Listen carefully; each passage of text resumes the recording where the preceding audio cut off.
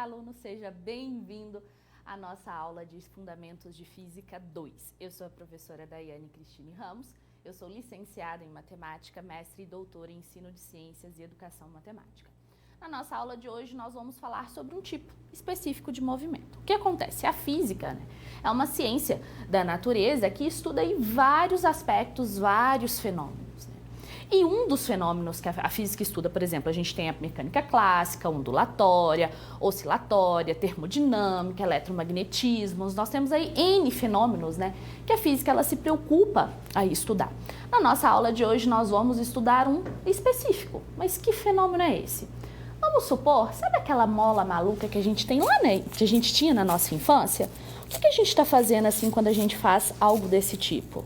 A gente vai estudar um movimento assim? Ou ainda, quando nós temos uma bolinha que está presa aqui num fio de barbante, o que acontece se a gente girar ela ou se a gente mantê-la e fizer assim? Esses são alguns dos movimentos que nós vamos estudar na nossa aula de hoje. Nós vamos estudar os movimentos que nós denominamos de movimentos oscilatórios. Então, nós vamos trabalhar, nós vamos estudar como são esses movimentos circulares, como são as ondas, quais são os tipos de ondas que nós temos, entre outras situações. Tá, a gente viu aqui que a nossa molinha maluca, a gente consegue fazer uma onda. Ou ainda, pega uma corda, amarra ela num pedaço, num local, pode ser no pé da cadeira ou no pé da mesa e balança. O que a gente vai ter? A gente vai ter uma onda. Nós vamos estudar as características dessas ondas, qual é a frequência, o que é período, tudo isso, E além disso, nós também vamos estudar as grandezas envolvidas em um movimento circular. Tá, essas são situações, assim, cotidianas, mas nós temos outras situações em que esses tipos de movimento, eles nos auxiliam a descrever aquela situação. Que tipo de situações são essas? Acompanhe no quadro. Nós temos aqui, por exemplo, algumas questões que a gente pode fazer e é respondida justamente fazendo a análise do movimento desses objetos. Como os satélites se movem ao redor da Terra? É possível construir prédios resistentes a terremotos ou vendavais? Como conseguimos perceber os sons, as imagens em um ambiente? Ou ainda, como é possível a comunicação por telefone, rádio e internet? Nós sabemos, que os satélites eles fazem um movimento circular ao redor da Terra. Nós temos ainda, é possível a gente construir um prédio que seja resistente a terremotos, por exemplo? Nós podemos ir lá no México, no Japão, onde a gente tem uma quantidade de terremotos muito frequente. Nesses lugares, os prédios eles são construídos também com um sistema com grandes molas na sua estrutura, justamente para evitar que ocorra um fenômeno chamado ressonância, e quando a ressonância acontece, a amplitude da minha onda aumenta e isso faz com que os prédios vão abaixo. Então, essa é uma forma que se tem para conseguir aí minimizar as quedas dos prédios nos terremotos. E ainda, como que a gente consegue também ouvir, como que a gente consegue se comunicar por rádio, telefone, A gente tem aí uma onda também, que é a onda, que é o som. Então, nós vamos estudar alguns tipos de onda, nós vamos estudar como é esse movimento em cada um desses fenômenos. Um movimento onde um carro está lá fazendo uma curva, um movimento, uma trajetória circular. O que acontece com esse carro? Ou a bolinha, o que faz quando eu faço uma trajetória circular com a bolinha? O que está acontecendo ali? Quais são as forças envolvidas nesse movimento? Quais são as grandezas envolvidas nesse movimento? E também, por fim, falaremos sobre as ondas, Ondas, por exemplo, eletromagnéticas. Nós também faremos um estudo sobre as ondas eletromagnéticas e as ondas mecânicas, Serão alguns aí dos assuntos que nós falaremos na aula de hoje. Imagine um carro, Eu tenho aí um carro e ele está lá fazendo uma trajetória circular. Esse carro, ele vai entrar e vai fazer essa trajetória circular. O que é isso, É o que nós denominamos de movimento circular. Para eu ter esse movimento circular, o que é necessário? Qual que é a característica desse movimento circular? Acompanhe no quadro. É necessário que se tenha uma força que mude a direção do vetor velocidade. Observe aqui o nosso carrinho, ele está numa trajetória circular de raio R. A velocidade está aqui E eu preciso de uma força que vai justamente mudar a direção desse meu vetor velocidade. E nós temos também envolvidos no movimento circular não só as grandezas lineares, mas também as grandezas angulares, para marcar a posição de um objeto que realiza esse movimento circular. Quando nós falamos, então, em um movimento circular, além das grandezas que nós já estamos acostumados, que são as grandezas lineares, nós também fazemos um estudo das grandezas angulares, né? Essas grandezas, elas estão relacionadas ao ângulo, à velocidade ali feita, né, por um determinado ângulo que é tido a partir desse raio e de uma trajetória. A gente já vai ver, de um arco, perdão. Essas grandezas angulares, é importante que a gente faça a separação. Grandeza linear é uma coisa, grandeza angular é outra coisa. E em um movimento circular, nós temos justamente esses dois tipos, essas duas tipos de grandeza. E aí você pode se perguntar, tá, no movimento circular eu vou ter esses dois tipos de grandeza, professora, ok. E você também vai ter uma força que ela vai fazer com que a velocidade ela mude a sua direção. Essa é uma força importante, né? Quando a gente está trabalhando com o movimento circular, e é uma força que ela tende, né, a puxar para dentro, né? Ela tende ao centro, essa força. É o que nós denominamos de força centrípeta. Mas para a gente ter, né, uma trajetória, um movimento circular, quais são as características que nós precisamos? Além de você ter, né, as grandezas angulares, as grandezas lineares, e você ter também essa força, né, que vai aí puxar o objeto, puxar o corpo para o centro. Acompanhe no quadro outras características. A nossa trajetória, ela é uma trajetória cuja circunferência é de raio R. Eu tenho uma velocidade constante, né? O módulo da minha velocidade é constante, e mais, a direção e o sentido, eles são variáveis, né? A velocidade é um valor constante, mas a direção e o sentido da minha velocidade linear, ela é variável. E o que acontece, gente? A única forma de alterar o estado de movimento de um objeto é se alguma grandeza física provocar força, né? Então, quer dizer que para eu mudar o meu movimento, eu preciso que tenha-se força, né? A grandeza, ela tem, né, que gerar a grandeza que vai mudar esse movimento, essa direção da minha velocidade, é justamente a força. Nesse caso, é a força centrípeta. É ela que vai fazer essa mudança na direção da velocidade, da minha velocidade. Vamos analisar um caso, acompanhe. Antes, né, a força, ela altera o movimento, né? Ela não causa o movimento, tá? Ela só vai alterar. Vamos pensar aqui nessa trajetória circular. Então, eu tenho aqui minha trajetória circular.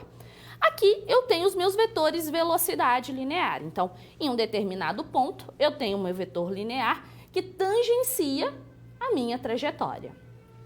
Para que eu faça a mudança de direção e sentido do meu vetor velocidade, o que é preciso? É preciso uma força que vai fazer essa alteração do meu movimento. Lembre-se, ela vai alterar o movimento. Ela não vai promover o movimento. Não, ela só vai alterar o movimento, ela não vai causar. Essa força é uma força que, olha, ela está sendo direcionada para onde, gente? Ela está apontando para onde? Para o centro, que é a minha força centrípeta. Aqui nós temos ainda outras medidas que são medidas relacionadas à ideia de angular, que é velocidade angular, outras medidas, outras grandezas angulares. Um outro fato importante, né, que a gente precisa analisar, veja, a força centrípeta, ela é perpendicular ao vetor velocidade linear. Como? Imagine, você tem lá a velocidade, né, e a força, ela indo para a direção do centro, né, da sua trajetória circular. Mas e a aceleração, professora? Nós podemos relacionar a força centrípeta com a aceleração, né, através da segunda lei de Newton e mais. A aceleração, ela também tem a direção ao centro da sua trajetória circular, né? Ela que nós denominamos de aceleração centrípeta. E a gente também consegue relacionar. Como? Com a segunda lei de Newton. Acompanhe no quadro. Nós temos então que a força resultante, ou seja, a força centrípeta, é dada por massa vezes aceleração centrípeta. Então, para a gente fazer esse cálculo, a gente precisa aí da aceleração centrípeta. E aí você fala, professora, você está falando em força. Força, eu conheço um monte de força. Essa é mais uma força, a força centrípeta? Não. A força centrípeta, ela é um comportamento, né? Ela é um comportamento onde a direção, ela vai para o centro. Essa força centrípeta, ela pode ser pode ser, por exemplo, a tensão, ela pode ser outro tipo de força, né? Mas o comportamento dessa força é que ele tende ao centro, ele aponta para o centro da trajetória circular. Força centrípeta não é mais um tipo de força, ela é um comportamento da força. Comportamento esse que indica que a minha trajetória ela está apontando para o centro. Acompanhe no quadro. Então, tensão, por exemplo, que pode ser uma força centrípeta. A tensão em uma corda de comprimento constante, atuando sobre um objeto que gira em um círculo. Ou ainda, a força gravitacional, atuando em um planeta que viaja em torno do Sol, em órbita perfeitamente circular. A força magnética, atuando sobre uma partícula carregada, se movendo em um campo magnético uniforme. Ou ainda, a força elétrica, né, que atua sobre um elétron em órbita em torno de um núcleo, de um átomo H. Então, se nós tivéssemos aqui a nossa bolinha, ó, ela está rodando, qual que é a força aqui presente nessa bolinha, a força centrípeta? Quem está atuando a força é a força aqui, é a tensão do meu cordão. Um outro fato, ó, tô girando. O que aconteceria se a gente cortasse esse barbante? Né? Para onde a bolinha iria? E aí entra a ideia, né, que a bolinha ela vai sair pela tangente. Acompanhe no quadro essa explicação.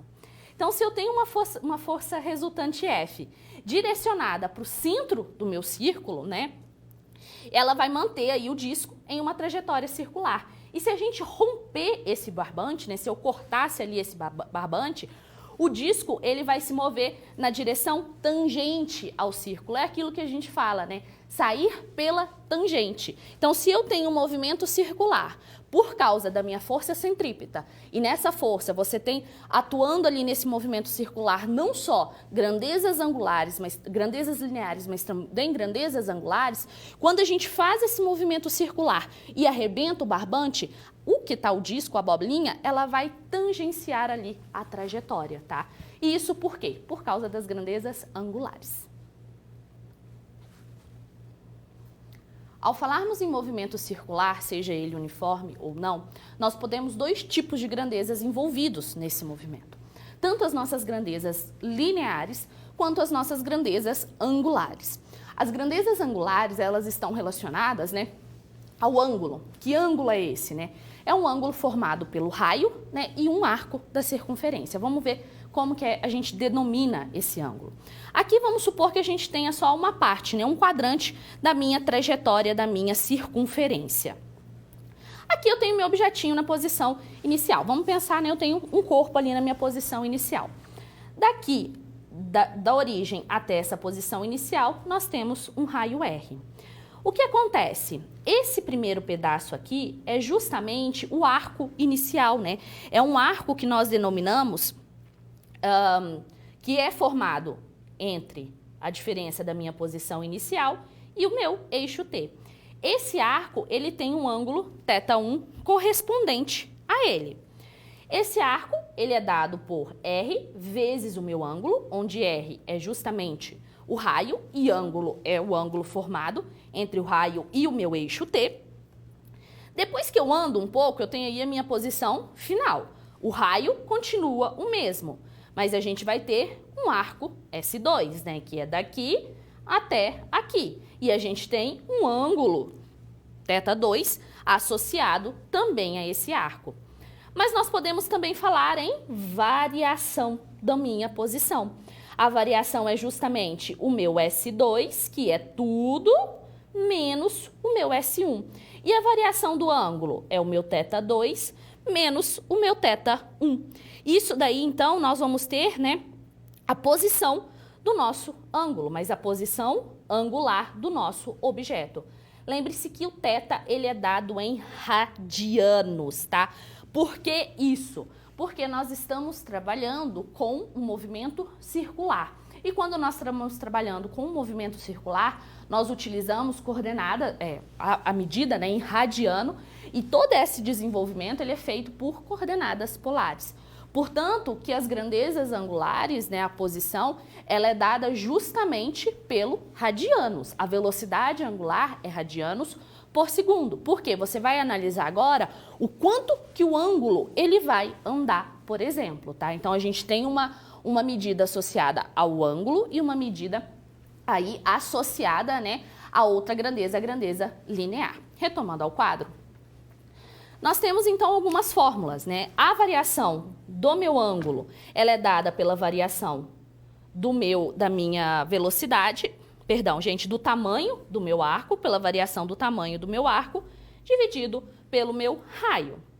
Daí a gente tem, né, as nossas velocidades. Aqui eu tenho a minha velocidade angular média. A velocidade agora, ela será tratada por esse símbolo ômega, por essa letra grega ômega. A velocidade angular média é justamente o quanto eu andei, a minha posição, o meu ângulo, quanto que o ângulo andou sobre o meu tempo. Assim como na velocidade linear linear não era derivada do quanto eu andei derivada em relação ao o tempo que eu gastei, aqui é a mesma coisa. Só que a velocidade instantânea angular, ela vai ser dada pela derivada do ângulo derivada do ângulo em relação ao tempo. A aceleração média era a variação da minha velocidade sobre o meu tempo. Aqui é a variação da minha velocidade angular sobre a diferença do meu tempo. A aceleração é a derivada da minha velocidade angular em relação ao tempo. Velocidade angular é dada por rad, por segundos, e a nossa aceleração angular, ela também é dada por rad aos segundos. Por que nós temos aí regra da mão direita? A regra da mão direita, ela é feita para que a gente consiga determinar qual que é a direção da minha velocidade. Então, a gente vem, pelo movimento, ou ela está na direção acima, ou ela tá para baixo, né? Então, a regra da mão direita, ela é utilizada para a gente fazer isso, para a gente verificar qual que é a direção da velocidade angular, tá? Mas a gente pode relacionar a velocidade angular, as medidas angulares com as grandezas angulares com as grandezas lineares? Podemos. Acompanhe no quadro como que nós vamos fazer isso.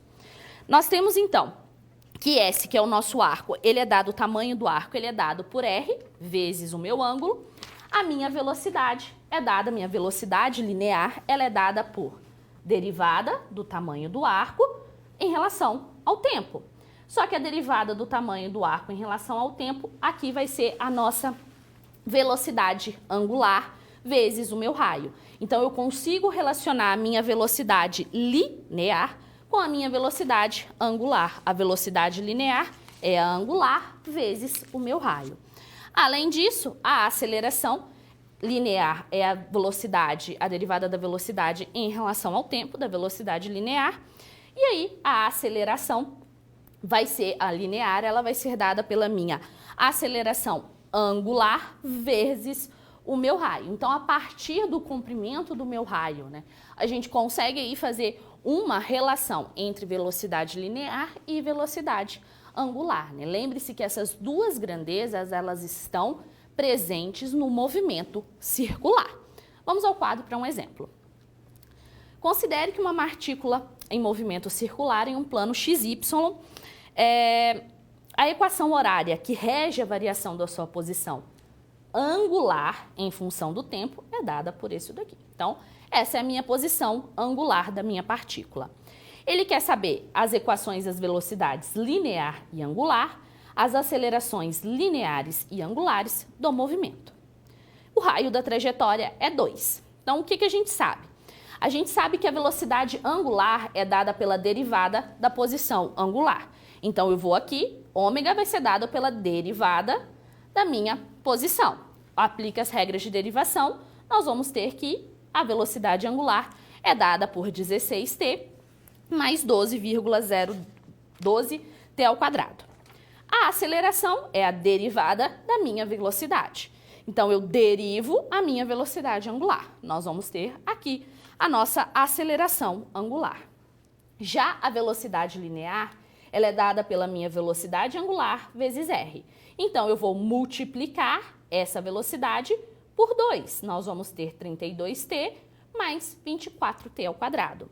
A aceleração linear é a aceleração angular vezes o raio. Então, nós multiplicamos essa equação por 2. Nós vamos ter 32 mais 48t. Essa, então, são, né, as nossas velocidades lineares, angulares, daquela partícula ali que está fazendo um movimento em trajetória circular.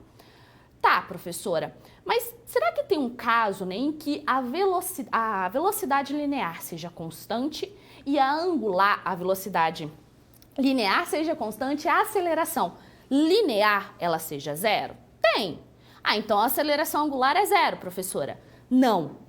Então, a gente tem um tipo de movimento, que é o movimento circular uniforme, onde a nossa aceleração linear ela é zero e a velocidade linear é constante. Sobre esse movimento, nós temos a aceleração centrípeta. Ela não tem aceleração linear, mas ela tem aceleração angular. Acompanhe no quadro. Então, no movimento circular uniforme, aceleração centrípeta, gente, perdão, não é aceleração angular, não. No movimento circular uniforme, nós temos que a posição, ela é dada por essa equação, a posição linear, né? Aqui a angular. A aceleração centrípeta linear e aqui a minha aceleração centrípeta angular. Então, quando não tem aceleração linear e a velocidade é constante, velocidade linear é constante, nós temos o que nós denominamos de movimento circular uniforme.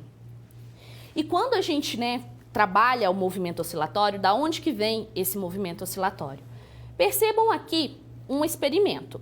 Nós temos uma bola girando, né, e uma bola gira como uma partícula em movimento circular uniforme. Aqui eu tenho uma lanterna e aqui eu tenho uma tela. E aqui é minha plataforma giratória. A sombra da bola, ela se move como uma partícula em movimento harmônico simples, né? E quando nós falamos nesse movimento harmônico simples, nós estamos falando de um movimento oscilatório. E em relação ao movimento oscilatório, nós temos o seu período, que é dado por 2πrv, velocidade linear, o seu período aqui também em relação à velocidade angular e a sua frequência, sendo o período dado em segundos e sendo a frequência dada em hertz, né?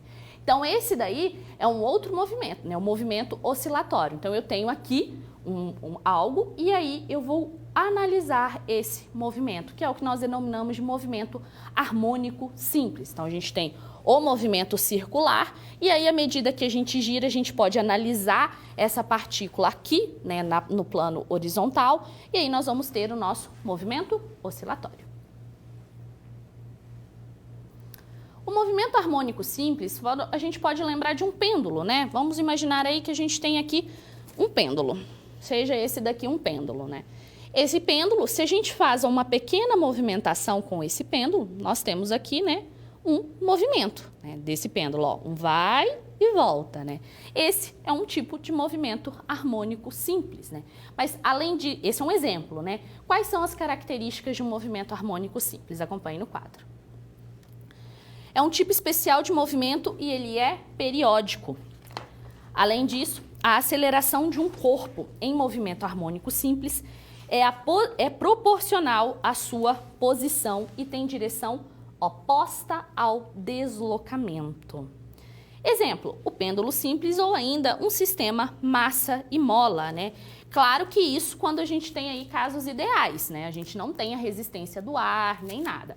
Então, eu tenho aqui um sistema, pensa que eu tenho uma massa aqui, né, presa no meu sistema aqui, e aí quando a gente solta ou não, essa mola ela vai e volta, né? Eu tenho aqui um movimento harmônico simples, desconsiderando a resistência do ar, desconsiderando qualquer força, atrito, qualquer força sobre isso, um movimento ideal. Esse tipo de movimento, ele tem a sua característica de ser periódico, né? Ele é um movimento periódico. E quais são as características? Então, a gente tem dois tipos, né? Movimento massa-mola e também o pêndulo simples. Vamos começar a analisar massa-mola. Acompanhe no quadro. Um sistema massa-mola, um bloco de massa M, ele é preso à ponta de uma mola. E ele é livre para se mover sobre uma superfície horizontal sem atrito. Se tirado de sua posição equilíbrio, o sistema ele oscila para frente e para trás, né? Então eu tenho aqui o meu sistema, ele está em equilíbrio, né? E quando eu puxo essa mola, ó, puxei a mola, ele vai oscilar para frente e para trás, certo? Quando a gente faz esse puxar a mola, é exercida uma força contrária ao movimento que quer fazer o quê? Que a mola volte para o seu estado inicial. Essa é a força restauradora que a gente tem. Então, eu puxei. O que vai estar acontecendo aqui? Vai ter uma força que vai estar no sentido contrário ao meu deslocamento, que é justamente o movimento, é a minha força restauradora. Perceba que se a gente faz aqui também, né? Porque aqui ela não está presa, mas ela também vem para frente. Então, ela comprimiu, mas não era esse o estado inicial dela. Ela vem para frente para quê? Para chegar no seu estado inicial. É o que nós denominamos de força restauradora. Acompanhe no quadro um esquema. Nós temos aqui, ó, quando um bloco ele é deslocado para a direita do equilíbrio, a força ela é exercida pela mola atua para onde? Para a esquerda, que é a nossa força restauradora. E aí ela é dada por menos Kx, onde K é uma constante da mola, né?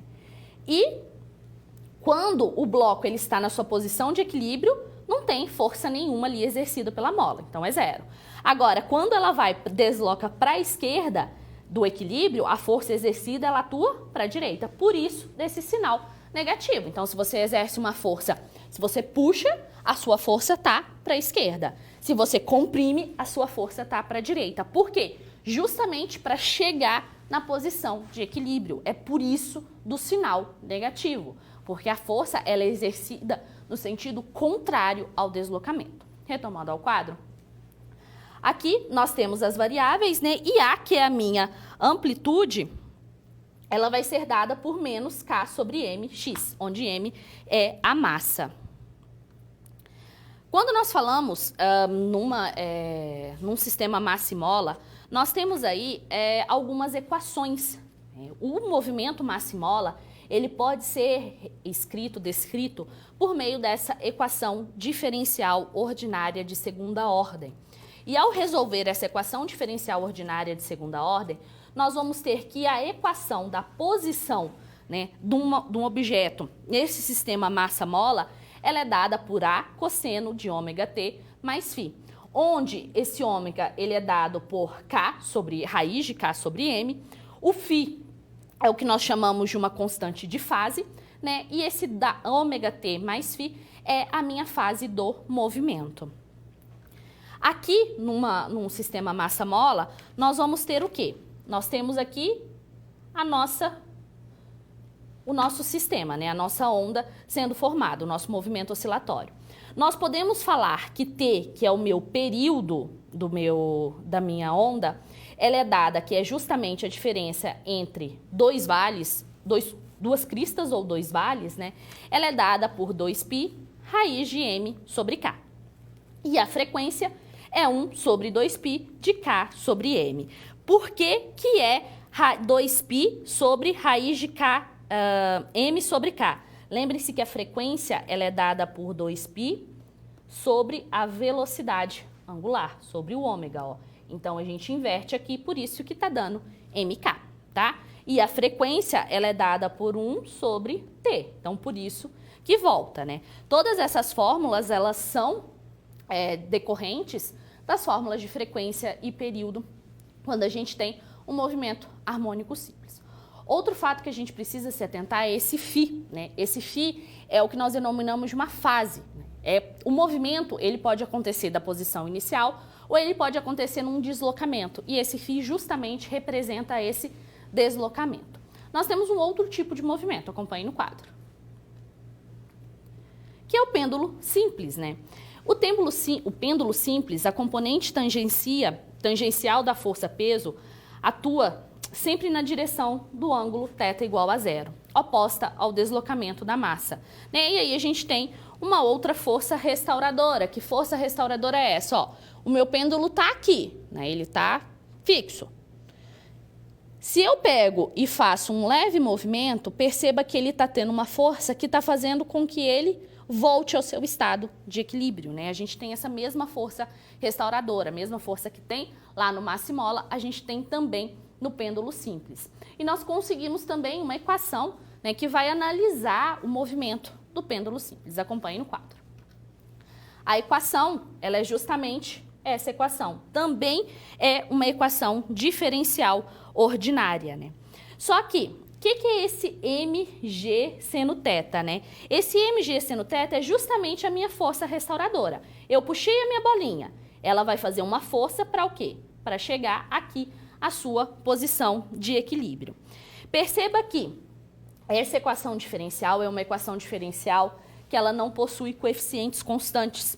A resolução dessa equação diferencial, ela é muito complicada. E aí, o que se faz, né? A gente aproxima esse seno θ para um ângulo muito pequeno. Então, quando a gente faz o ângulo, que é esse ângulo que faz aqui, ó, no meu pêndulo, quando a gente faz esse ângulo, né, bem próximo a 20 ou menos, alguns livros trazem 20, 10, depende, nós podemos considerar, nós fazemos uma aproximação desse seno θ sendo igual a θ.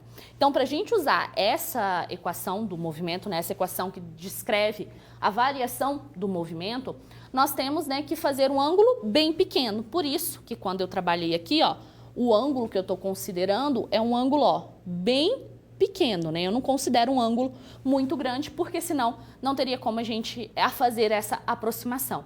E a resolução dessa equação diferencial é algo bem complicado. Fazendo a aproximação, então, para esse θ bem pequeno, como que nós vamos ter a nossa equação diferencial? Acompanhe. Quando o θ é pequeno, né, como eu disse, esse seno θ a gente vai transformar para θ. Observe que aqui a equação do movimento, ela depende do θ, que é o meu ângulo aqui, e também do meu L, que é justamente o tamanho do meu fio, e G, que é a minha força da gravidade.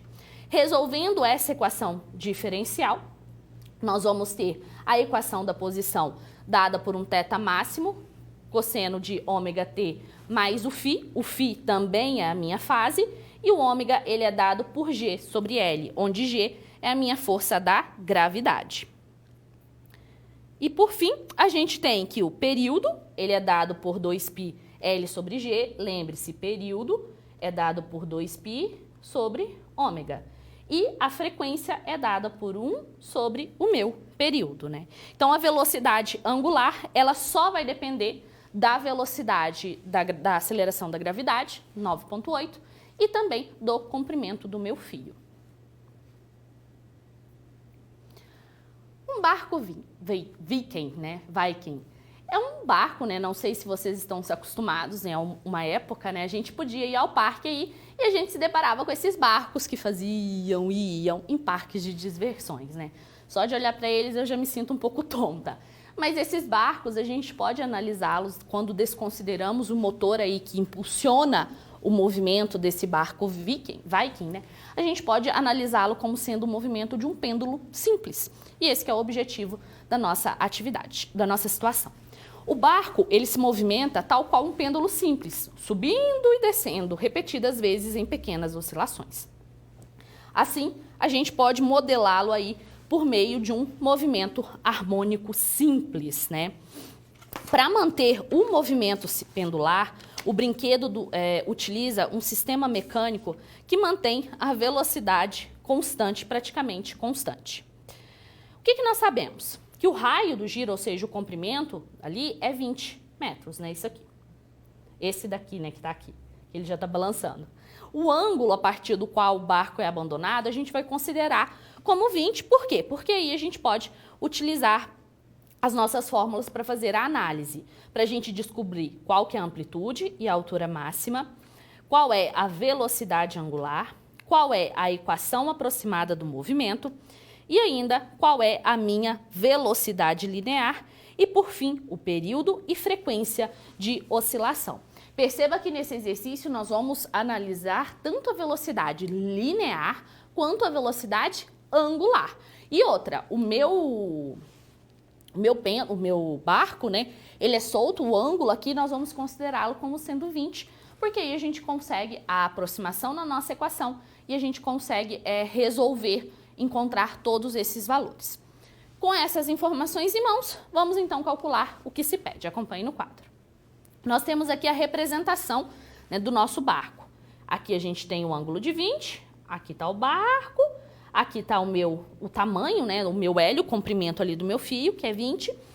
E ele vai, né, isso daqui é justamente a parte que é o meu, aqui é o meu A, que é a minha amplitude, que é meu A, L seno θ.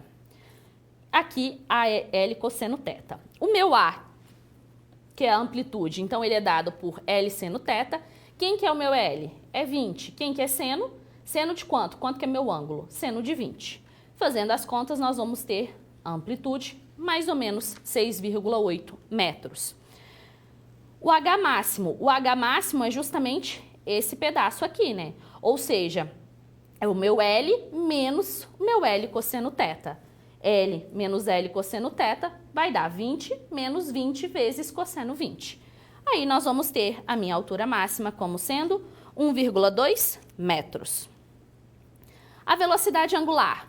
Lembre-se que a velocidade angular no pêndulo simples, ela depende apenas da gravidade e do comprimento. Então, 9,8, 20, raiz disso, 0,70 rad por segundo. Velocidade angular. A equação horária, ela é dada por A cosseno de ômega t mais φ. O meu φ aqui, ele é zero, a gente não teve nenhuma fase, então ele saiu do zero. O A, a amplitude a gente já achou, e a velocidade angular 0,70. Essa daqui, então, é a minha equação horária. Já a minha velocidade linear, utilizando a relação entre velocidade linear e velocidade angular, nós temos que a linear é dada pela angular vezes o raio, então nós temos a velocidade aqui 1,40. O meu período, ele é dado por 2π dividido pela velocidade angular, 2π dividido por 0,7, perdão, 8,98 por segundo, e a minha frequência, que ela é dada sobre 1 sobre t, ou seja, 1 sobre 8,98, aqui é Hz. Gente, aqui é metros por segundo, tá? Faltou um M aqui. Então, a partir da informação apenas, né, do comprimento do meu raio, do barco e do ângulo, a gente consegue aí fazer todo esse estudo em relação ao movimento, qual que é a velocidade angular, qual que é a velocidade linear, qual que é a altura, qual que é a amplitude, né, do meu barco, como que ele vai fazer esse vai e vem, entre outras situações. O objetivo dessa atividade é que a gente analise o movimento circular, só que do relógio analógico. Acompanhe no quadro. Considere um relógio analógico. Qual a frequência do ponteiro das horas? Ou ainda, e suponha que o ponteiro do relógio tenha 15 centímetros. Qual é a velocidade linear das duas extremidades do ponteiro? Então, eu vou dar um tempinho para você pensar sobre e já já eu volto.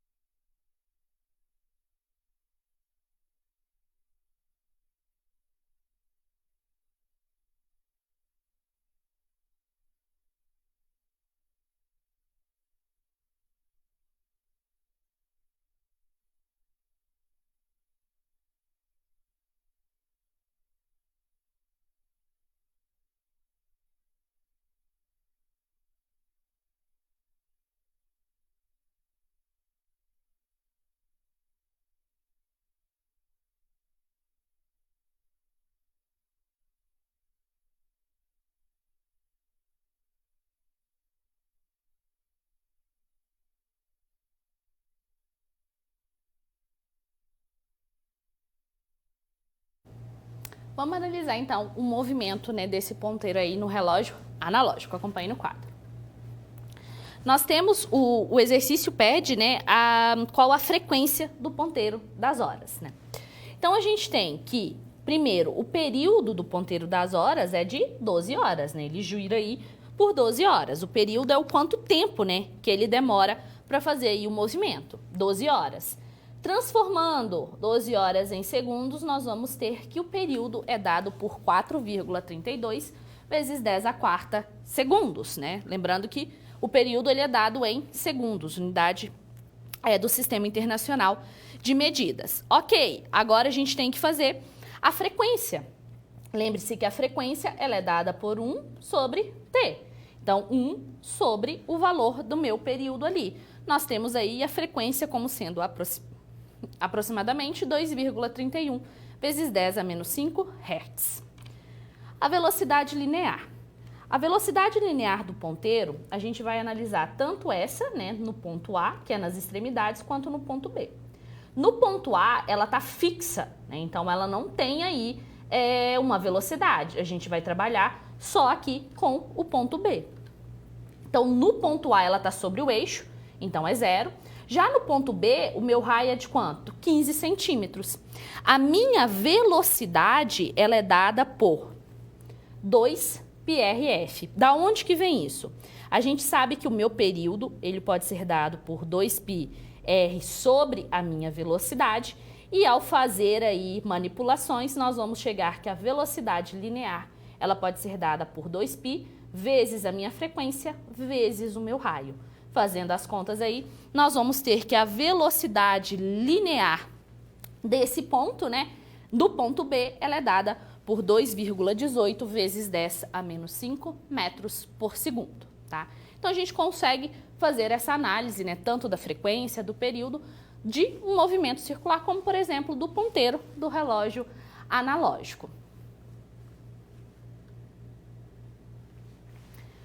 Quando nós temos um pêndulo simples ou quando nós temos um sistema massa-mola, né, uma mola, a gente tem aí a ideia de sistemas reais, né, onde a gente não tem o atrito, né, a gente não tem onde a gente não tem a força de nenhuma outra força atuando sobre aquele sistema, né? E quando a gente fala nesses tipos, nós temos dois tipos de sistemas, né, os ideais e os reais. Acompanhe no quadro a definição.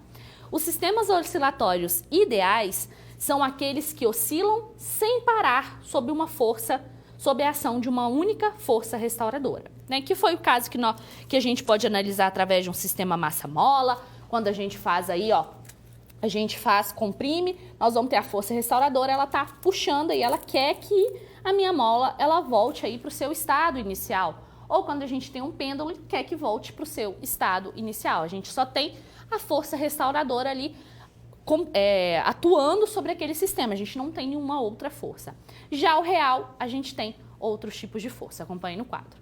Quando a gente tem o real, nós temos forças que são não conservativas, que vão desacelerar o movimento de oscilação. Uma força externa periódica, ela é aplicada realizando um trabalho sobre o oscilador, né? O que vai fornecer aí energia. Como então que pode ser essa... A gente pode ter, né, dois casos os reais. A gente pode ter uma força que vai amortecer, que vai desacelerar o meu movimento. Ou a gente pode ter também algo que está gerando, né, aquele movimento, por exemplo, um motor. Ou se a gente tem um balanço, a gente está balançando, né? Se tem uma pessoa por trás fazendo uma força, o movimento ele vai aí continuar, né? Então a gente tem dois tipos de movimentos oscilatórios reais. A gente tem outras forças que não são conservativas atuando sobre aquele movimento. O primeiro caso é o sistema amortecido, onde eu vou ter uma força que vai diminuir, ela vai desacelerar esse meu movimento oscilatório. Acompanhe no quadro. O movimento amortecido, as forças não conservativas, elas vão desacelerar o movimento de oscilação. A amplitude do movimento diminui com o passar do tempo até cessar. Observe aqui a gente tem uma mola presa, né, e na ponta da mola a gente tem um bloco M, de massa M. Aqui a gente colocou um líquido, né? E quando essa mola vai fazendo o seu movimento dentro desse líquido, ele vai tendo atrito e aí o que vai acontecer? Vai diminuir. E aí a amplitude vai diminuir, né? Ou seja, o tamanho ele vai diminuindo até voltar ao seu estado inicial, né? Até ele não ter mais nenhum movimento. Então, quer dizer que o líquido, né, por essa força dele, da mola vai e volta ali, dentro do líquido, vai fazer com que ele diminua cada vez mais a amplitude. Lembre-se, a amplitude é o tamanho ali entre, né, o meu eixo aqui e o meu vale. Então, eu vou diminuindo esse tamanho cada vez mais. Outra característica do movimento amortecido, acompanhe no quadro, é que a dissipação de energia potencial elástica, né? Que pode ser energia térmica, energia sonora, entre outros tipos de energia.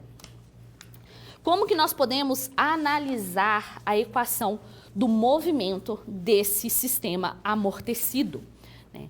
A equação da posição ela é dada por xt, a amplitude vezes esse valor aqui. Esse valor é justamente, né, o quanto que a minha onda ela está diminuindo. Veja, a minha amplitude é a diferença entre o eixo T e o pico da minha onda, ou do eixo ao vale da minha onda.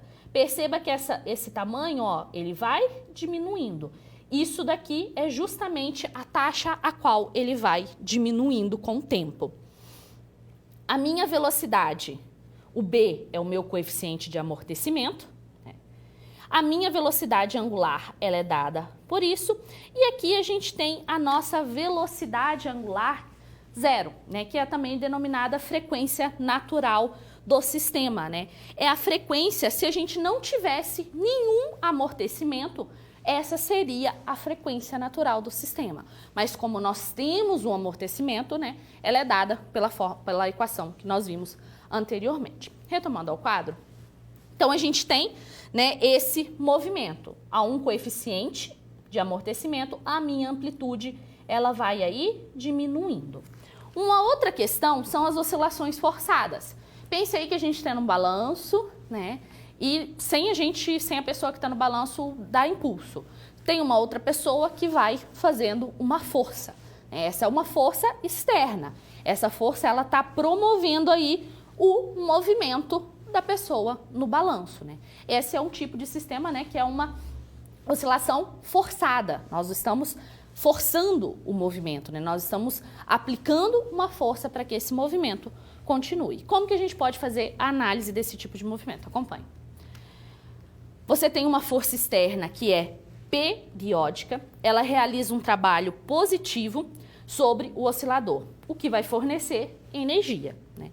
A amplitude do movimento, ela permanece constante se a entrada de energia por ciclo de movimento é exatamente igual à diminuição de energia mecânica em cada ciclo, que resulta as forças resistivas. E a minha força externa, ela é dada por um F0, cosseno de ômega t. Esse F0 é uma constante, né? É uma constante dada. A equação que vai analisar esse movimento, essa oscilação forçada, ela é dada por xt, a seno de ômega t mais φ. O φ é a fase, né? E esse A é essa função desse tamanho, né? Esse A, ele é dado por essa função, onde o ômega 0 é a minha frequência natural, sem o amortecimento, o B é o meu coeficiente de amortecimento. O F0 é a minha frequência, é o meu valor constante, ó, que foi dado aqui, que é a minha força externa, né? Lembre-se que num oscilador forçado, o oscilador forçado ele vibra na frequência da força propulsora. O que acontece, ó? Vamos analisar, né, essa situação. Aqui a gente tem que o aumento dramático da amplitude próximo da frequência natural é o que nós denominamos de ressonância. A frequência natural ela é chamada de frequência de ressonância do sistema, né? E aqui é a minha amplitude. O que acontece? Vamos supor que nós temos aí uma ponte, né? Vamos pensar na ponte. A própria ponte ela tem a sua frequência. Quando a frequência, né, natural ela coincide com a frequência, como a outra frequência, a frequência do vento, por exemplo, pode ser que isso vá causando oscilações na ponte. E a ponte ela vai aumentando a sua amplitude, os seus picos vão ficando cada vez maiores. A ponte ela foi projetada para isso? Não. O que vai acontecer? Vai quebrar. É por isso que em uma ponte, soldados não marcham em uma ponte. Por quê? Se o soldado está lá, ele está em marcha, chegou na ponte, ele vai parar de marchar, vai andar. Porque se ele marchar, é muito provável que a frequência, né, ali do movimento dele com a frequência da própria ponte faça com que a ponte ela aumente essa amplitude e aí a ponte rache, né, a ponte quebre. Esse é um fenômeno que a gente encontra na ressonância. Acompanhe no quadro. Esse é um fenômeno que acontece, né, que é o da ressonância. Então, quando a energia recebida tem frequência de vibração igual à frequência natural do sistema, o sistema ele vai vibrando cada vez mais com amplitudes cada vez maiores. E isso daí ocasiona nesses acidentes, como, por exemplo, a quebra de uma ponte. Por que nós temos sistemas de amortecimentos em prédios? Justamente porque nos terremotos, para evitar esse fenômeno de ressonância. Porque com os terremotos você pode, né, atingir a frequência de vibração, a mesma frequência natural do sistema, e aí vai começar a balançar, vai começar a oscilar. O prédio ele não tem não tem essa estrutura e ele vai abaixo. É o mesmo que acontece, né, com as pontes. Esse estudo das pontes, da quebra da ponte, né, ainda está em estudo, mas cientistas falam que é justamente por isso. A frequência natural e a frequência de vibração foi a mesma e isso fez com que a amplitude aí da oscilação acontecesse, fosse cada vez maior e a ponte quebrasse e se rachasse ao meio. Quando nós falamos em ondas, nós podemos ter dois tipos, né? Nós podemos ter o que é uma onda, primeiro, né? O que é uma onda e como que eu posso classificar uma onda. Acompanhe no quadro o que é uma onda. As ondas são um movimento causado por uma perturbação ou vibração, que se propaga através do espaço ou de um meio material específico. Então, a propagação da onda, ela precisa aí de um meio para se propagar ou não. Nós já vamos ver o porquê. As ondas, gente, elas transportam energia e não matéria. A onda, ela precisa, né? Algumas ondas, elas precisam do meio para se propagar. Mas elas utilizam as moléculas ali existentes, por exemplo, o som. Ele precisa do meio para se propagar. Ele utiliza as moléculas ali existentes para se propagar, para transmitir energia. Mas ele não leva as moléculas junto, não, tá? Então, ela só... a onda ela só vai fazer isso, tá bom? Retomando ao quadro, nós temos então que classificação das ondas em relação à natureza de propagação e em relação depois a gente vai falar em relação à sua vibração. Mas primeiro, em relação à natureza de propagação, nós temos as ondas que nós denominamos de mecânicas. Essas ondas, elas precisam de um meio para propagar, e as ondas eletromagnéticas, que não precisam de um meio para propagar. Um exemplo de onda mecânica é o som, e um exemplo de onda eletromagnética é a luz. Então, o som, ele precisa, né, de um meio para se propagar, como eu acabei de dizer, então ele vai ele vai transportar energia, né? Ele não vai transportar matéria. Então, ele vai precisar ali das moléculas, de tudo que está aqui no ambiente para ser propagado, né? Mas, por exemplo, as ondas eletromagnéticas, elas não precisam, né? Elas se propagam no vácuo, a luz. E aí uma coisa para a gente pensar, sabe aqueles filmes lá, Guerra nas Estrelas, Guerra nas Estrelas, Star Trek, naquelas batalhas lá espaciais...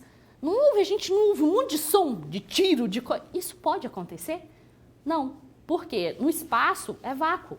Como que o som vai se propagar no espaço? A luz, ok, aquelas explosões, ok. Mas o som, né, não faz sentido, porque o som é uma onda mecânica, ele precisa de um meio para se propagar.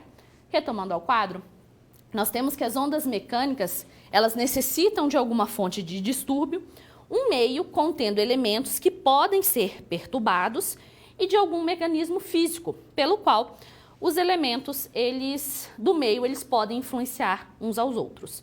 Já as nossas ondas eletromagnéticas, elas não precisam de um meio para se propagar e são compostas por campos elétricos e magnéticos oscilantes. Por exemplo, o raio-x, o infravermelho, as ondas de rádio, luz visível, Tudo isso são ondas eletromagnéticas e o que vai diferenciar uma da outra? A frequência, né, de cada uma dessas ondas, as ondas de rádio. Na onda de rádio a gente tem AM, FM. O que diferencia é a frequência de cada um desses tipos de ondas eletromagnéticas. A primeira classificação, então, é em mecânicas ou eletromagnéticas e também a gente pode analisar, classificar uma onda em relação à sua forma de propagação. Acompanhe no quadro. Sua natureza de vibração.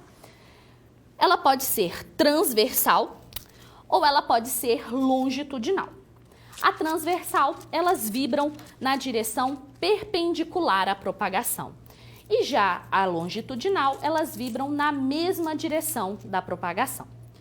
Um exemplo de uma onda transversal são o mar e uma onda longitudinal é o som. Mas todas as ondas eletromagnéticas, elas são ondas transversais. Vamos pensar no seguinte, vamos pensar aqui na nossa mola. A gente tem, eu já estou até fazendo o movimento já dela, a gente tem dois tipos de movimento aqui, né? Essa onda ela pode ser tanto transversal quanto longitudinal. Transversal é quando eu faço uma vibração na minha mola, o que está acontecendo? Ela está fazendo esse, mas a propagação, ela é para cá, mas o movimento, ele é algo assim. Né? A minha onda, ela se propaga na horizontal, mas o seu movimento, a sua vibração, ele tá na perpendicular. Isso é uma onda transversal. Uma onda longitudinal é quando a gente vai fazendo a compressão. Ó, a propagação e a minha vibração, elas têm a mesma direção, elas estão tudo, ó, na horizontal. Isso é uma onda longitudinal. Essa que é a diferença. Você vai analisar tanto a propagação quanto a vibração da onda. Se está todo mundo para um lado só, para uma mesma direção, nós temos aí longitudinal. Se a vibração é perpendicular à propagação, nós temos transversal. Retomando ao quadro, isso aqui é o que eu acabei de falar para vocês, né? A onda transversal, o deslocamento é perpendicular à direção. E na onda longitudinal, nós temos que o deslocamento e a propagação, elas têm a mesma direção, né? É paralelo. E aí, um exemplo que é a mola, né?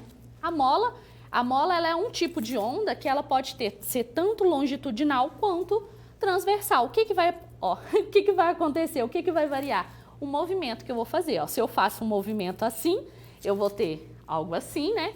E se eu faço um movimento comprimido, nós vamos ter uma onda longitudinal ou, assim, uma onda transversal.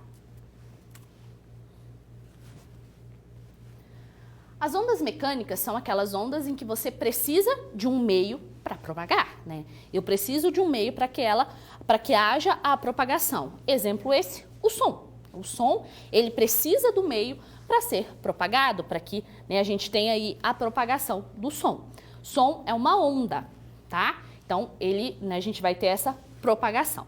E quando a gente fala nesse tipo de onda mecânica, nós podemos fazer análises quanto à frequência, quanto à amplitude, né, a outras grandezas aí relacionadas à onda. Acompanhe no quadro essa análise. Nós temos aqui uma onda, né, em T igual a 0, aqui nós temos um ponto, né? E foi dado um pulso. Então, foi dado um pulso, foi dada uma vibração aí. Esse ponto, ele estava aqui, ele movimentou. Ele movimentou a uma distância VT, né? Ele fez aí essa velocidade. Então, em algum instante posterior a T, a forma do pulso, ela permanece a mesma e a posição, ela vai ser vertical. E a posição vertical de um elemento, no meio, em qualquer P, ele é dada por uma função tanto de x quanto de t. Então, você vai ter, quando você for analisar, você tem lá uma onda mecânica e você está analisando o seu movimento, né, dessa onda mecânica, essa posição, ela vai variar tanto, ela vai depender tanto ela é uma função que depende tanto da minha variável x quanto da minha variável t. Então, eu tenho essas duas dependências. Para fazer a análise desse movimento, nós vamos analisar esses dois tipos, né? Então, a gente vai fazer a análise do movimento quando a gente está olhando para a onda em relação a YV, YX, e depois YT. E aí a gente consegue fazer uma análise dos elementos dessa onda. Acompanhe no quadro. Aqui nós temos, ó, o nosso gráfico, aqui a função da posição antes. Nós temos que y de xt, que é a posição, ela vai ser dada por uma função tanto de x quanto de t. Menos quando nós temos que ela se propaga para a direita, então quando está propagando para a direita, nós temos aqui o sinal de menos. Mais quando ela se propaga para a esquerda. Direita menos, mais esquerda. Como que a gente pode descrever as ondas? A gente precisa conhecer o período de uma onda, que é dado por t. A gente precisa conhecer a frequência de uma onda, que é f. O comprimento da onda, que é lambda. A amplitude, que é o meu tamanho. E a velocidade de propagação, sendo essa velocidade de programação linear. Então, quando a gente trabalha com uma velocidade, com onda, né? A gente não vai falar de velocidade angular. A gente vai falar de frequência angular. Velocidade angular e frequência angular é o mesmo, né? O ômega ele é dado por isso. Mas quando a gente está falando em ondas mecânicas, nós vamos falar sobre frequência angular, tá? E velocidade linear. Não é que não tenha velocidade, é que a gente chama de outro nome. A gente prefere falar aí frequência angular. Como que a gente pode calcular aí cada uma dessas características, né? Como que nós podemos fazer um estudo dessas características? Acompanhe no quadro. Primeiro, lembre-se que a posição ela é uma função de x e t. Então, se eu analiso o meu gráfico em relação a y, x, nós vamos descobrir qual é o meu comprimento da minha onda, ou seja, o lambda. O comprimento da minha onda é a distância entre duas cristas ou dois vales, tanto faz. O que é a amplitude? A amplitude é justamente o tamanho entre o eixo a uma crista ou entre o eixo a um vale. Essa que é a amplitude. Para a gente descobrir o período, a gente já vai olhar para o gráfico em relação a yt. O período é justamente essa distância, né, esse intervalo de tempo necessário para que a gente consiga complementar um ciclo. Ó. Eu comecei aqui e cheguei a um ciclo, para que a gente consiga essa periodicidade. Lembre-se, a onda ela tem esse movimento periódico, né? Então, período é justamente isso. Qual que é o tempo que eu demoro para chegar aqui, né? Para eu completar esse movimento e começar a repeti-lo. Deu para perceber como que a gente precisa analisar, né, esse movimento da onda, tanto em relação a x quanto em relação a t. Quando a gente analisa y ou x, nós temos amplitude e nós temos também o comprimento da minha onda. Já em relação a yt, nós vamos ter o quê? A minha frequência, o meu período da minha onda. Nem a amplitude também a gente consegue analisar. Com base nisso, nós temos as equações, né, para cada uma dessas características. Primeiro, a nossa equação da posição, ela vai ser dada por um A seno kx menos ômega t mais φ. Φ é a minha fase, o K é uma constante que está relacionada ao meu comprimento da onda, o A é a minha amplitude. O K ele é dado por 2π sobre o comprimento. A minha velocidade linear é dada pelo meu comprimento sobre o meu período.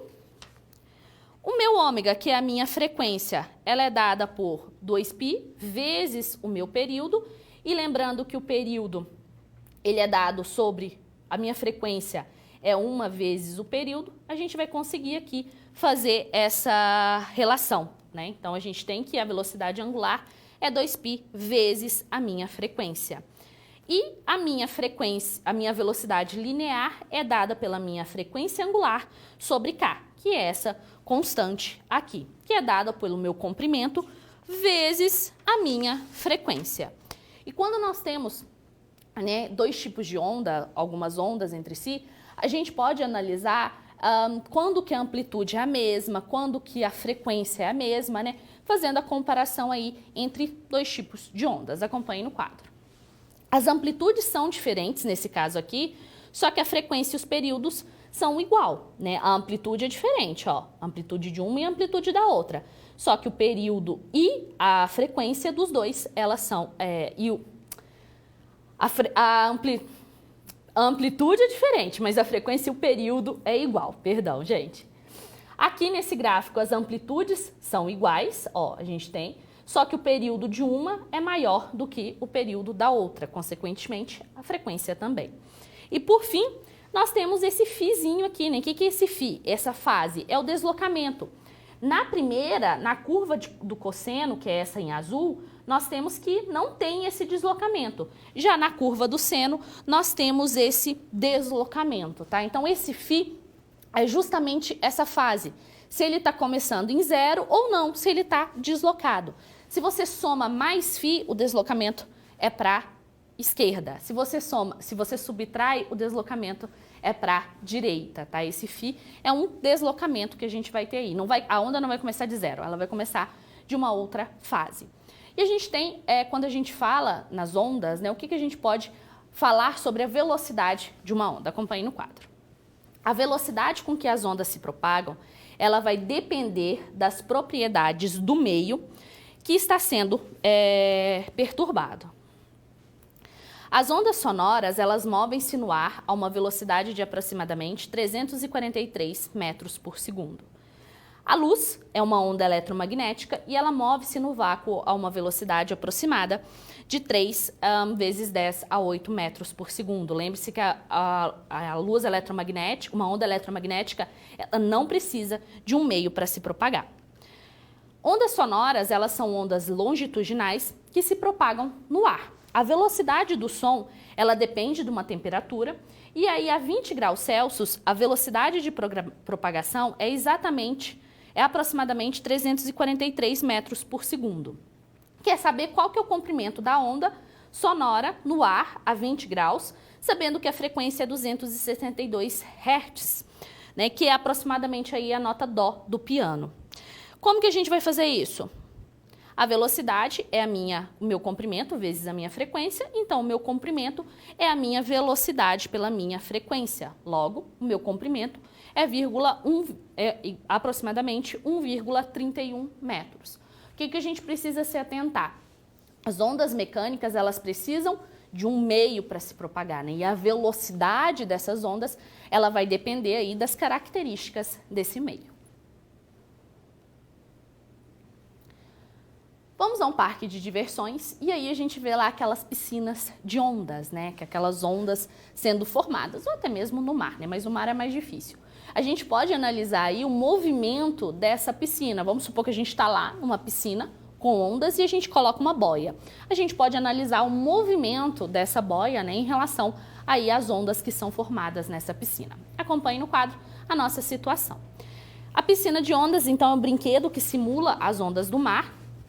Você tem acionamentos cíclicos e automáticos de válvula que vão gerar as ondas na piscina. Uma boia, ela vai ser colocada numa piscina de ondas de certo parque de diversões. Vamos então analisar o seu movimento. O que nós sabemos? Nós sabemos que a boia, ela sofre 6 oscilações durante 30 segundos.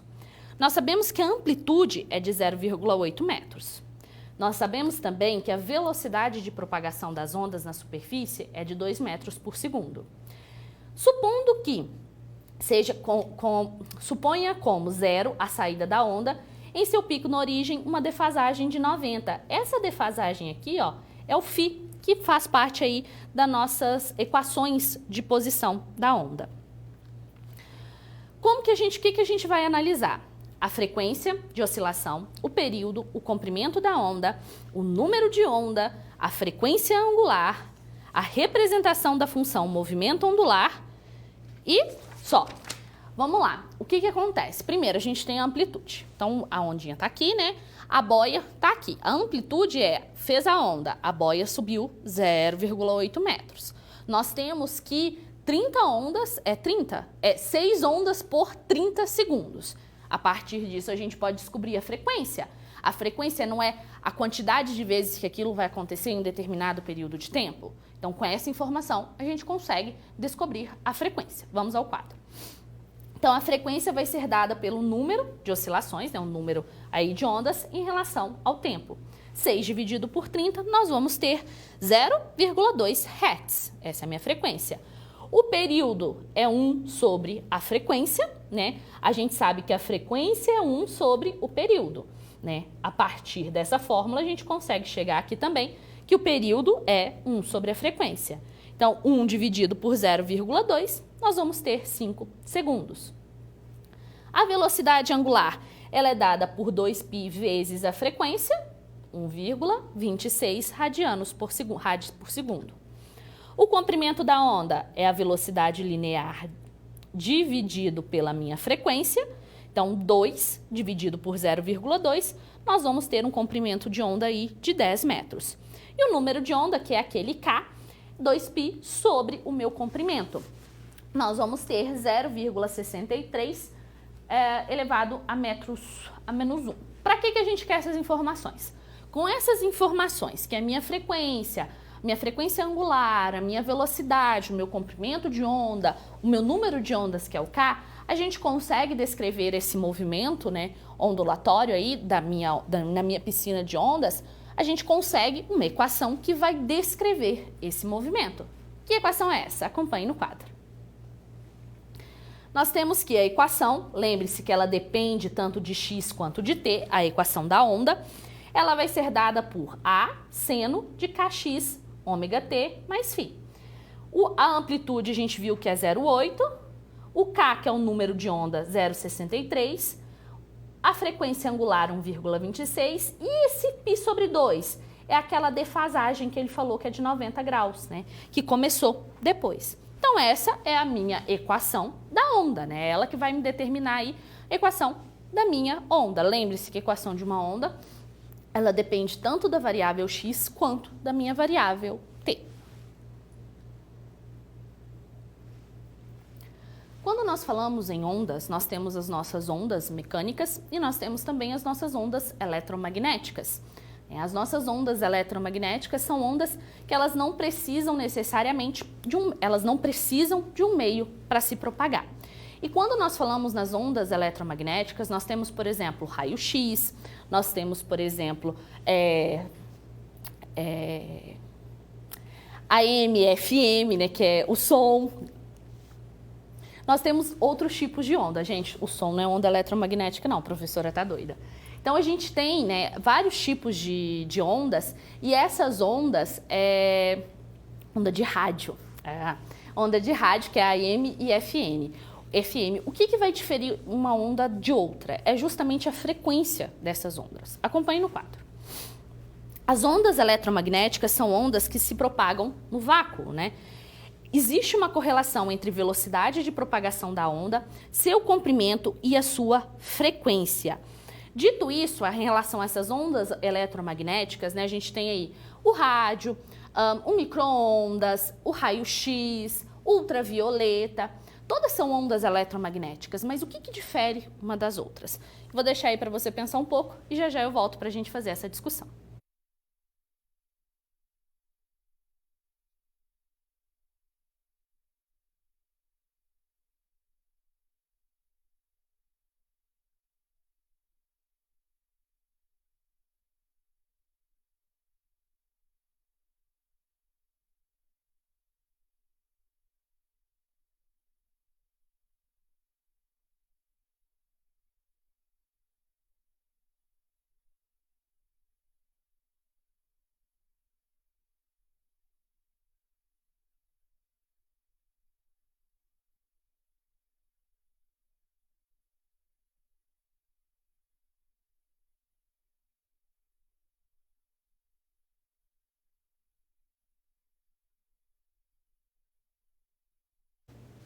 O que vai diferenciar essas ondas eletromagnéticas é justamente a frequência delas, né?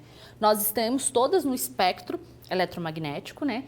E dependendo da frequência e do comprimento da onda ali, nós temos um tipo de onda. Onda de rádio, os micro-ondas, raios gamas, né? Então a gente tem aí diferentes tipos, dependendo aí da frequência que a gente olha para essa onda. Acompanhe no quadro algumas relações. O que nós sabemos que a velocidade linear ela é dada pelo comprimento vezes a minha frequência. Só que a velocidade de uma onda eletromagnética no vácuo, ela é constante, ela é de 3 vezes 10 a 8 metros por segundo. Disso, nós podemos ter que a meu comprimento vezes a minha frequência, ela é um valor constante.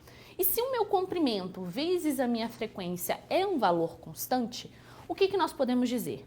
À medida que eu aumento a minha frequência, eu diminuo o meu comprimento. À medida que eu aumento o meu comprimento, eu diminuo a minha frequência.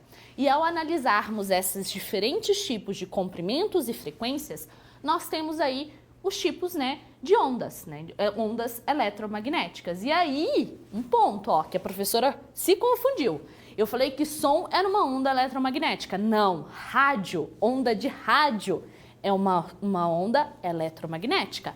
Som é uma onda mecânica, ela precisa de um meio para se propagar.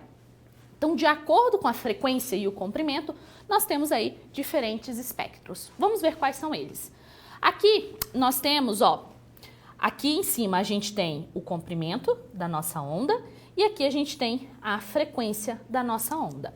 Perceba que à medida que nós vamos diminuindo o comprimento da minha onda e aumentando, a minha frequência, nós vamos tendo aí diferentes tipos de ondas. O rádio, eu tenho um comprimento grande, a onda de rádio, e uma frequência pequena. Já o micro-ondas, eu tenho um comprimento um pouco maior e uma frequência ainda pequena, Perceba que estou diminuindo o meu comprimento e eu estou aumentando a minha frequência. O rádio, a gente tem aqui as ondas AM e FM, O micro-ondas, que é aquela onda que vai quebrar a molécula de água. O infravermelho, ele é uma onda que vai fazer com que as moléculas elas se agitem e aí gere aquecimento. O infravermelho, ele não quebra moléculas de água, Ele vai só gerar o aquecimento daquelas moléculas. Próxima onda nossa que são as visíveis, e aí na visível entra o nosso arco-íris, vejam só aqui, O arco-íris aí a gente consegue vê-lo, ele é uma onda visível. E aí você pode se perguntar, qual que é a cor mais quente no arco-íris? Vermelho? Não, azul. À medida que a frequência vai aumentando, a cor mais quente vai sendo o azul. Portanto, que quando você coloca um metal no fogo, primeiro é vermelho, mas depois ele vai ficando azulado, quase um esbranquiçado.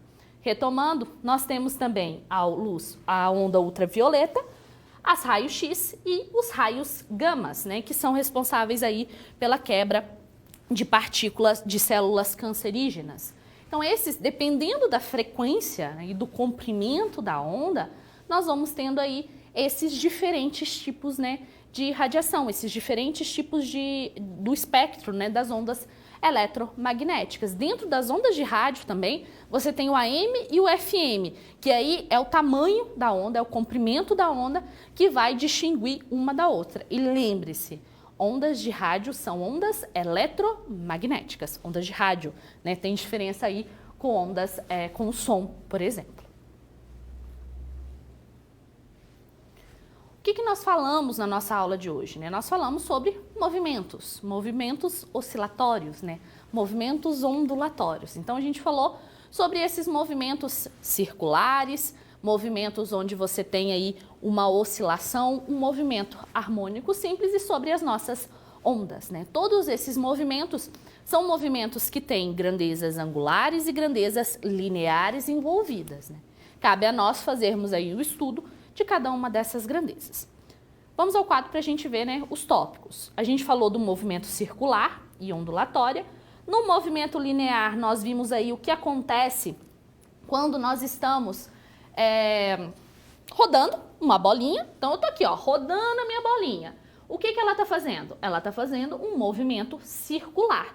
Esse movimento circular está tendo uma força, que está alterando aí a minha velocidade. E essa força, ela está indo para onde, gente? Para o centro, Que é a minha força centrípeta. Lembra, a força, ela muda o movimento, ela não gera movimento.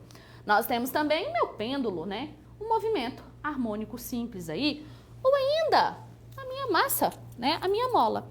A partir da mola, a gente também consegue analisar os tipos de ondas que nós temos. As ondas transversais, que a gente tem aí, que a minha vibração ela é perpendicular ao meu deslocamento, à minha propagação, e as ondas longitudinais, né?